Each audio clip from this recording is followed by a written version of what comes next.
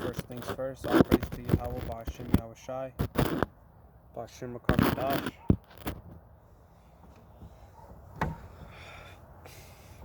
All praise to Yahweh, Ba'ashim Yahushai, Ba'ashim Makakadash. Double honors to GMS's apostles and elders for bringing out the truth as it's supposed to be brought out. And all the brothers that are not also a part of GMS that are doing the right way. One more time, all praises to Yahweh, Ba'ashim Yahushai, Ba'ashim Makakadash. And here I'm just off the bat. I'm reading Obadiah, chapter 1, all the way. We're gonna go all the way through to chapter or to verse 14. We're gonna break this down. So the vision of Obadiah, chapter 1, verse 1. The vision of Obadiah. Thus says Yahweh God, concerning Edom. We have heard a rumor from Yahweh, and an ambassador is sent among the heathen. Arise ye, and let us rise up against her in battle. So that's saying that we're gonna rise up against Edom, and it's referred to her. Edom's referred to her. She's referred as her because she's a fucking whore. Anyways, Obadiah chapter 1 verse 2. Behold, I have made thee small against the heathen. Thou art greatly despised. Now this is a prophecy too, that Esau Edom is being made small among the heathen. So that means that the heathen nations don't like Edomites. They don't like white people. As you can see, they had enough. Edomites don't even like Edomites, so they think they're small. They're small amongst themselves. So even more with the other heathen nations, they're small. And that's what the Lord said he was going to do, and by the looks of it, that's what's happening. Everyone's despising Edom. Everybody is, because they're tired of his bullshit. Really. And Amalek too. Here we go. Continuation. Verse 3. The pride of thy heart have deceived thee, thou that dwellest in the cliffs of the rock, whose habitation is high, that says in his heart, who shall bring me down to the ground? Edom is a prideful man. He's a very prideful man. He's probably the most proudest man ever. And that's abomination to the fucking, that's an abomination. That's abomination. And for him to get a blessing from the Most High and then say he's it, or whatever the fuck is going through his fucking mind, is borderline prideful. And pride wasn't made for men. So and then he gives this fucking cocky, prideful quote, who shall bring me down? Well, I was gonna bring you down, bitch. Anyways, continuation. Thou exalt thyself as an eagle, and though thou set thy nest among the stars, thence will I bring thee down, says Yahweh. So his emblem is an eagle. So it's an eagle. The fucking the Roman emblem was an eagle. And I believe the other one before that, the ones they had, the great, was it Babylon? The first one? I think it was an eagle too. But for sure, Rome was an eagle, and America is portrayed as an eagle as well. And it says, though thou set thy nest among the stars, thence I will bring thee down. So he has satellites up in the stars. He has Space Force, fucking space stations up in the stars right now. And when he does that, that means that the end is near. It's very near. Says Yahweh, because that's another prophecy. He set his nest upon the stars, and that's when it's close for his falling, and he knows that. Here we go. Continuation. Obadiah, chapter 1, verse 5.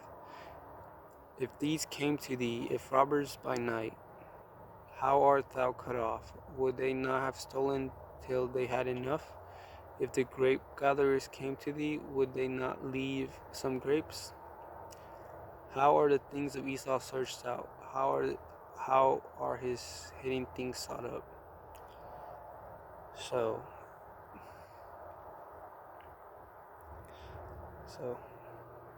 we're just gonna continue. Obadiah chapter 1, verse 7.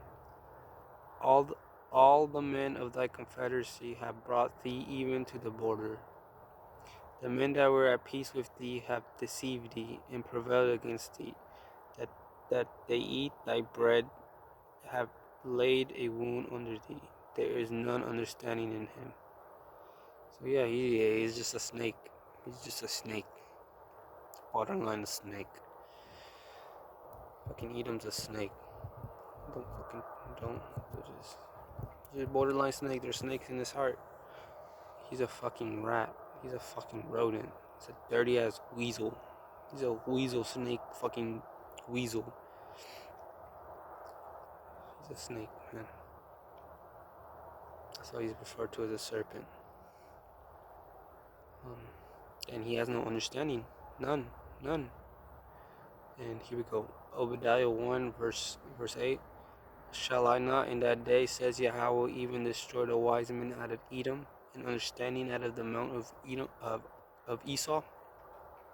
It's lucky, I'm gonna read it again.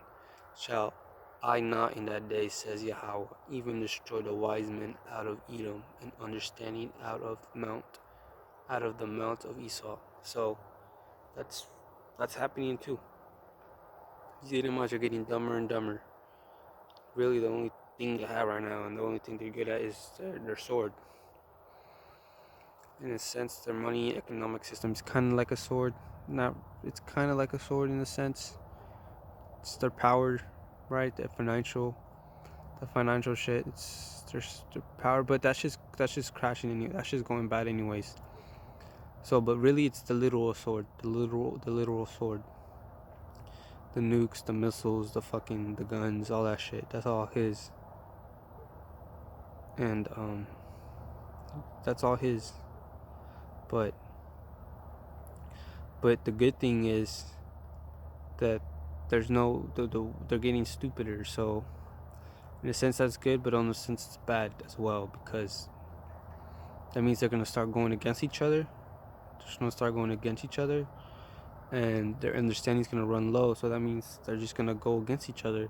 But there's gonna be calamity, and 2/3 of Israel is gonna be caught up in that. And it's not gonna be like, it's gonna be on purpose too. It's not gonna be like on accident. They're fighting Edom. They're fighting other Edomites. Edomites fighting Edomites. No, they're gonna do it on purpose too. They're gonna be fighting Edomites, and they're gonna be slaughtering, you know. But it's like I said in my past video. It's a double-edged sword what they have, but they will cut both sides, because that's what they do. And yeah, they're destroying themselves as well. Don't think they're not. And okay, we're going on. Ultimately, they will get destroyed by Yahweh Shai. They will get destroyed ultimately by Yahweh Shai. But these fuckers will just kill themselves too. They don't give a fuck. It's crazy. Obadiah chapter 1, verse 9. And thy mighty men, O Teman, shall be dismayed to the end that every one of the mounts of Esau may be cut off by slaughter. So you see, this is what I was saying by the sword being a blessing and a curse. Yeah, they're all right with the sword, right? They're a little swift with the sword, but there's an Edomite fucking swifter than that Edomite, and they're gonna get cut. And ultimately, the Lord is the ultimate sword, and there's no beating that one. There is no beating that, and there's no beating that sword. None. So he's gonna have a taste of his own medicine. Exactly. Live by the sword, die by the sword. That's not an exception to Esau. Anybody that takes up the sword shall perish with the sword, right? That's not an exception to Esau. It says it right here. He will be cut off by slaughter. And here we go, another continuation. Obadiah 1, verse 10. For thy violence against thy brother Jacob shall shame cover thee, and thou shalt be cut off forever. So yeah, because he's a fucking bitch ass fucking envious snake that hated his brother. Like, who hates their brother? Like, your biological, like, only Esau does that shit. It's only some Esau shit. Like, Edomites are fucking disgusting. They're vile. They're vile. They're very vile. But they're gonna have shame. They will have shame, and they will face every fucking thing they've done. No doubt about that. That says the Lord. But because they're violent, shame shall cover thee. So, you know, what goes around comes around. And don't think it's not different from these fuckers. Obadiah 1, verse 1. In the day that thou stoodest on the other side, in the day that the strangers carried away captives his forces, and foreigners entered into his gates, and cast lots upon Jerusalem, even thou wast as one of them. So here saying when bad stuff happened to Israel, when that bad stuff happened to Israel, Jerusalem, he was one of them that was doing it. And here we go. We're just continuing on, verse 12. But thou shouldest not have looked on the day of thy brother in that.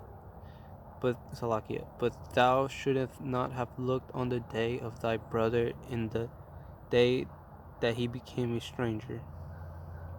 So he shouldn't have done that. He shouldn't have done that. Neither shouldest thou have not rejoiced over the children of Judah in the day of their destruction.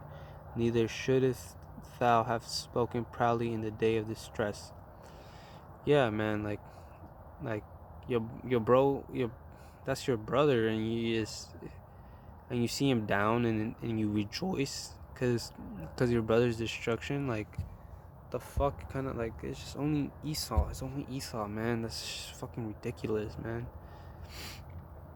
And he spoke proudly of his when Jacob was down. His brother spoke proudly in the vain. He was vain with it. It's just disgusting, man. I hate how Edomites think. It's fucking disgusting. They're so fucking vile and cruel and fucking wicked, man. It's fucking disgusting.